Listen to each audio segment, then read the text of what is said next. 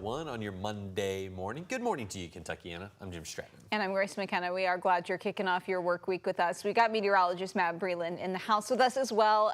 Matt, for a hot week ahead and with some rain in the forecast, it's going to be muggy too.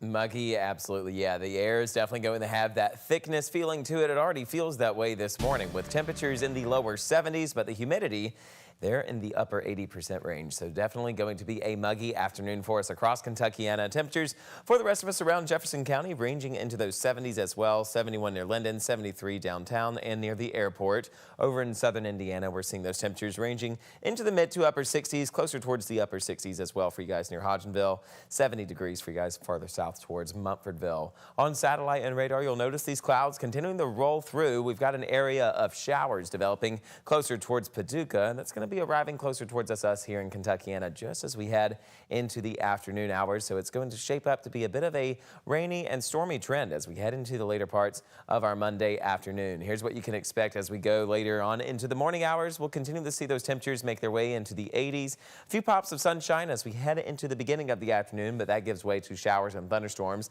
that will be developing just as we head closer into the later afternoon and evening hours. So you can expect temperatures today the range into those mid 80s. We're going to see those afternoon showers and thunderstorms developing, and we're going to continue to keep you updated with all the latest weather details coming up here in just a few short minutes. But here's a quick check of traffic. So far this morning, we are looking good to go on all of our major interstates, whether you're headed on I-71 or the Watterson or I-65. This morning, you're looking good to go. If we have any changes, we will let you know. Grace, Jim. Matt, thank you.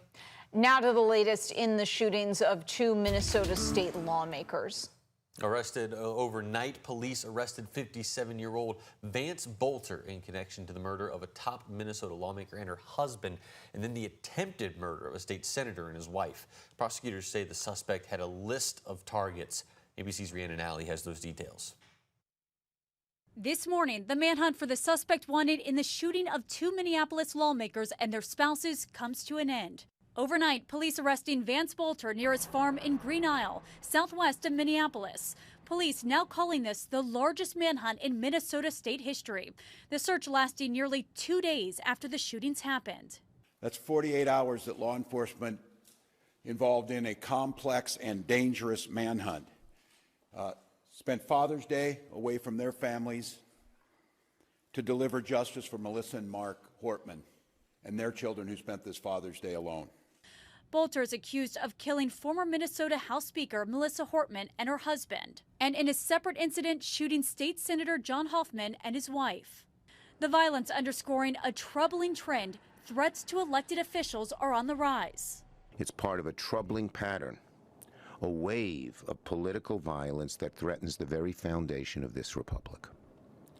And let me be clear, violence has no place in our politics. Republican Majority Leader John Thune and House Speaker Mike Johnson have also both condemned the incident and all acts of political violence.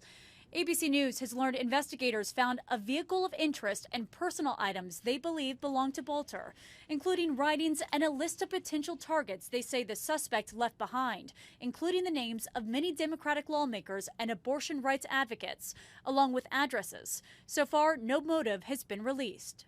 Nationally, 43% of state lawmakers reported facing threats during their most recent term in office and the preceding campaign.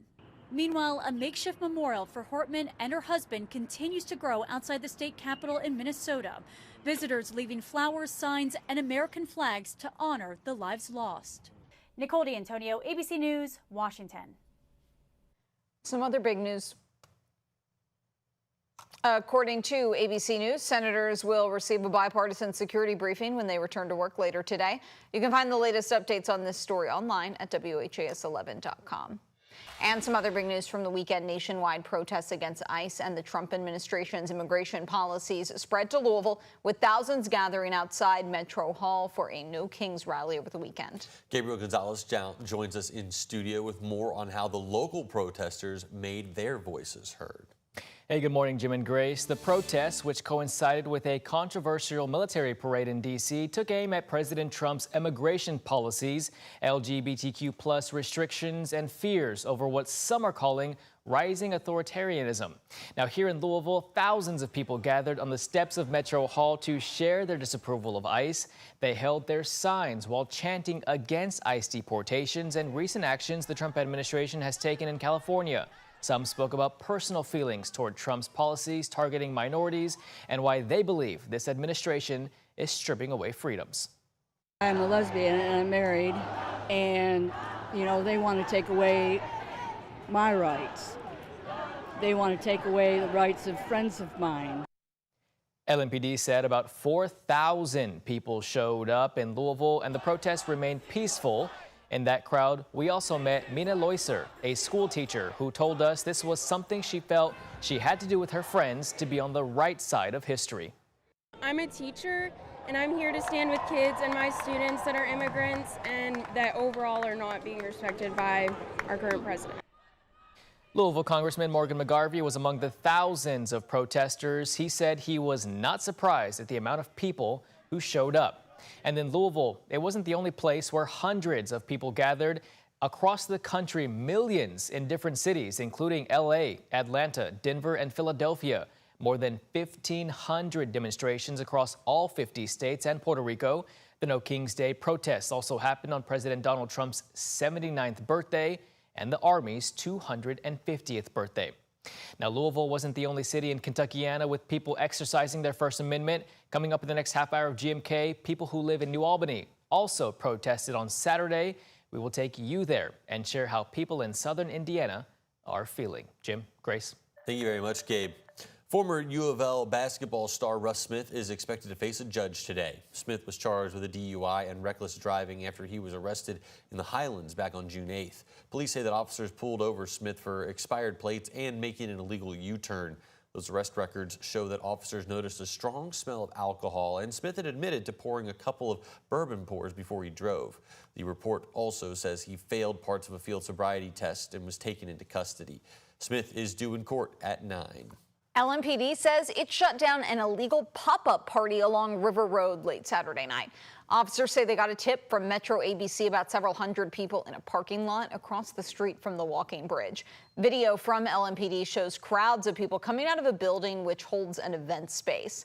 LMPD says officers cleared the area and didn't make any arrests. The LMPD is claiming victory over street takeovers in the Highlands. This comes after the department increased its presence in that area 2 weeks ago to stop those large disturbances. The LMPD releasing images from Friday night showing clear but busy streets.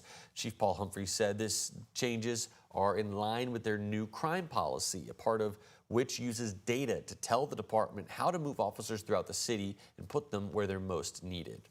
The Kroger in Germantown is expected to reopen this morning after 2 days shut down for a rodent infestation.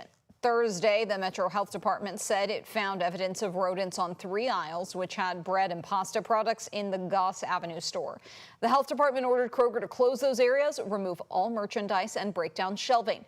Kroger initially only closed the affected aisles before shutting down the entire store Saturday and Sunday.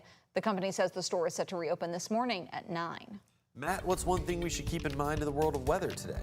It's going to be a warm and muggy afternoon. We've also got showers and thunderstorms in the forecast that will be arriving later on today, closer into our afternoon and evening hours. Would recommend moving any outdoor plans indoors. We've got all those details coming up here in just a few short minutes.